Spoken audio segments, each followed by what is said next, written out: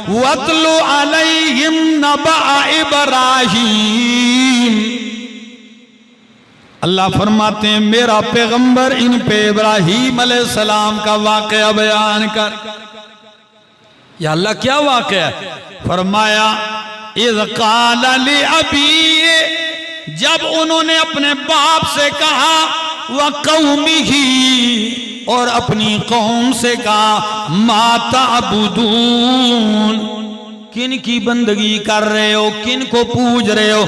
कालू, तो वो कहने लगे, नाबुदु असनामन, हम इन मूर्तियों को पूज रहे हैं। कुरान में आपको लफ्ज मिलेगा सनम। एक लफ्ज क्या होता है? सनम। असनाम जमा सनम की, और एक होता है वसन। सनम कहते हैं उस मूरत को जो किसी इंसान जिंदा की सूरत पे तराशी जाए, उसको सनम कहते हैं। क्या ख्याल है? गाड़ियों पे लिखे हुए जुमले देखते हो कि नहीं जी? सनम तुमसे प्यार है, हाँ? खुदा रूठ जाए तो सजदे करूं, सनम रूठ जाए तो फिर क्या करूं? तो मालूम होता है सनम इंसान की सूरत पे तराशे हुए मूरत को कहते हैं, और वसन उसको कहते हैं जिसको पूजा जाए शक्ल किसी पर भी।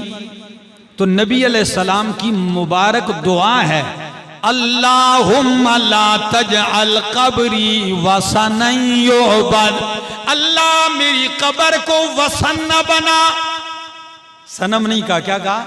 वसन, क्योंकि कब्र इंसान की शक्ल पे तो नहीं होती। तो या अल्लाह मेरी कब्र को वसन न बना कि लोग इसकी पूजा और इबादत करें। तो अल्लाह के खलील ने पूछा वालिद से भी और कौम से, ये क्या कर रहे हो? तो कहने लगे, नाबुदु असनामन, हम इन मूर्तियों की पूजा कर रहे हैं। फनज़ल्लु लहा आकिफीन, हम मुस्तकिल इन पे जमे रहने वाले हैं। आकिफी, पक्के ठक्के इन पर जम कर बैठने वाले, इनके इर्द गिर्द। तो अल्लाह के खलील का सवाल क्या है? हल यस्माऊनकुम, ओ भाई सूरह शुआरा आयत 70 देखो ना, 71। हल यस्माऊनकुम, तुम तो जमे बैठे हो, पुकार रहे हो, पर मेरा सवाल है, हल यस्माऊनकुम, क्या ये तुम्हारी पुकार सुन सकते हैं? पहला सवाल।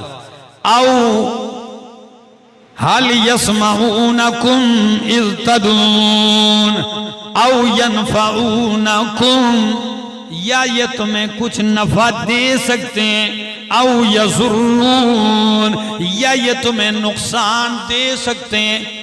वही जो 3 सवाल सूरत मरियम में जिक्र किए बाप के सामने, वही 3 सवाल यहां दोहराए। हल यस्माऊनकुम